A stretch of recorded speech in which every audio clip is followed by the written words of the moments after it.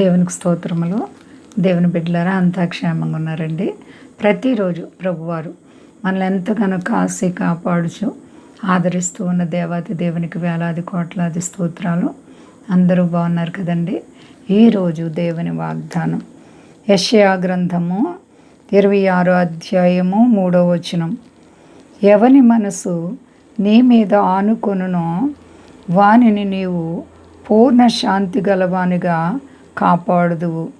ఎందుకనగా అతడు నీ యందు విశ్వాసముంచి ఉన్నాడు. దేవునికి స్తోత్రం. హల్లెలూయ. ఎంత గొప్ప దేవుడో చూడండి. ఎవని మనసు అయితే దేవుని మీద ఆనుకుంటుందో అండి, వారెవరైనా కావచ్చు, గొప్పవారు కావచ్చు, కొద్దివారు కావచ్చు, ప్రతి ఒక్కరి కొరకు దేవుడు మాట్లాడుతున్నారు. ఎవని మనసు దేవుని మీద ఆనుకుంటుందో వానిని పూర్ణ శాంతి అండి. ఈ లోకంలో మానవ జీవితాల్లో మనకి శాంతి సమాధానాలు ఉన్నాయి, ఎక్కడ చూసినా అశాంతి. కానీ దేవునిపై ఆధారపడితే పూర్ణ శాంతిని దేవుడు నీకు ఇవ్వడానికి ఇష్టపడుతున్నారు. ఎందుకు ఆయన నిన్ను ఇంత ప్రేమిస్తున్నారు? నీవు ఆయన్ని నమ్ముకున్నందుకు, ఆయన యందు విశ్వాసం ఉంచినందుకు. అండి, ఎంత గొప్ప దేవుడో చూడండి. ఆయనపై నీవు ఆధారపడ్డావా? నీ ప్రవర్తనను మార్చుకున్నావా?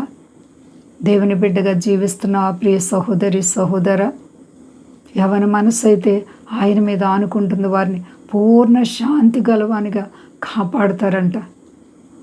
ఆయన కాపాడే దేవుడు, నీ ప్రాణాన్ని కాపాడే దేవుడు, నీకున్న ఇరుకు ఇబ్బందుల్లో ఆదరించే దేవుడు, నిన్ను వృద్ధి పొందించే దేవుడు. ఎందుకంటే నీవు ఆయన నమ్ముకున్నావు గనుక, ఆయనపై ఆధారపడ్డావు గనుక ఆయన నిన్ను త్రోసివేరు. ఎంతటి పరిస్థితులు వచ్చినా, ఎలాంటి శోధన బాధల్లో నువ్వు చిక్కుకుపోయినా నీ దేవుడు నీతో ఉన్నానని నిరూపించుకునే దేవుడు. మరి ఆయన నమ్ముకున్నావా? నీ చింత భారం దేవునిపై ఆధారపడ్డావా? ప్రియ సహోదరి సహోదర, దేవాతి దేవుడు నీ అందు ఎంతో నమ్మకత్వం కలిగి నిన్ను ప్రేమిస్తూ నీ కొరకు ఈ లోకానికి వచ్చి ప్రభువైన యేసుక్రీస్తు వారు రక్తం కార్చి ప్రాణాన్ని పెట్టింది నిన్ను ప్రేమించి. ఆయన ప్రేమకు అంతం లేదు, శాశ్వతమైన ప్రేమ. కాబట్టి మరి నీ ఆత్మీయ జీవితం ఎలా ఉందో పరిశీలన చేసుకో. దేవునిని ప్రేమిస్తున్నావా? దేవునిని ప్రేమించడం అనగా చెడుతనాన్ని విడిచిపెట్టాలి. దేవుడు చెప్పిన మాటల ప్రకారంగా నడుచుకోవాలి. మన వలె మన పొరుగు వారిని ప్రేమించాలి. దేవుని దుఃఖపరచకూడదు. దేవునితో మన జీవితాన్ని కట్టుకున్నప్పుడు దేవుడు కూడా మనల్ని ఎంతగానో ఆశీర్వదించడానికి ఇష్టపడుతున్నారు. మన భవిష్యత్తులో ఈరోజు మనము క్షేమంగా ఉన్నామంటే కేవలం దేవుని కృపే కదా.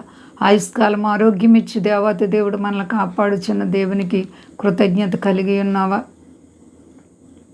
దేవునికి మనం భయభక్తులు కలిగి ఉందాం.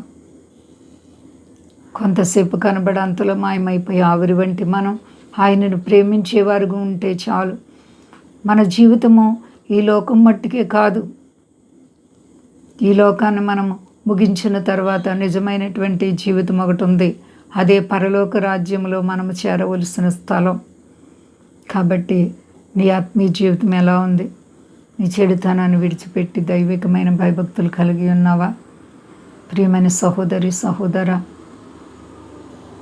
దేవాతి దేవుడు నిన్ను ఎంతగానో ప్రేమిస్తున్నారు. నీ కొరకు ఆయన చూపిన ప్రేమ మాటల్లో చెప్పలేం.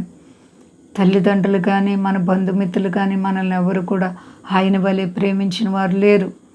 కాబట్టి మనందరము ఆయనకు భయభక్తులు కలిగి ఆత్మీయ జీవితంలో పరిపూర్ణతగా నడుచుకోవడానికి మన మనస్సును నిలబెట్టుకుందాం. అంతా క్షేమంగా ఉన్నారండి. ప్రార్థించుకుందాం. ప్రేమ నమ్మకమైన మా తండ్రి, గొప్ప దేవ, వేలాది కోట్లాది స్తోత్రాలు. పగటికి పగలు రాత్రికి రాత్రి నీవు మమ్మల్ని కాసి కాపాడుచున్న విధానాన్ని బట్టి వందనాలు ప్రభువా. మేము నీ యందు విశ్వాసం కలిగి నమ్మకత్వం కలిగి నడుచుకునేటకు సహాయం చేయండి.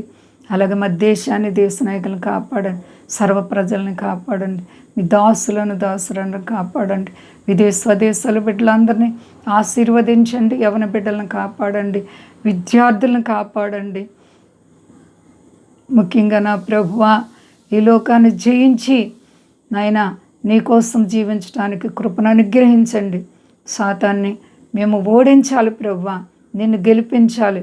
యోబు వలె ఆత్మీయ జీవితంలో స్థిరపరిచి మహిమ పొంది శక్తి గలేసేనామని అడుగుతున్నాను తండ్రి. ఆమె అందరికీ వందనాలండి. మా కొరకు అందరూ కూడా ప్రార్థించండి. ప్రభువారు మిమ్ములను, మీ బిడ్డలు, మీ కుటుంబాలను దీవించునుగాక. ఆమె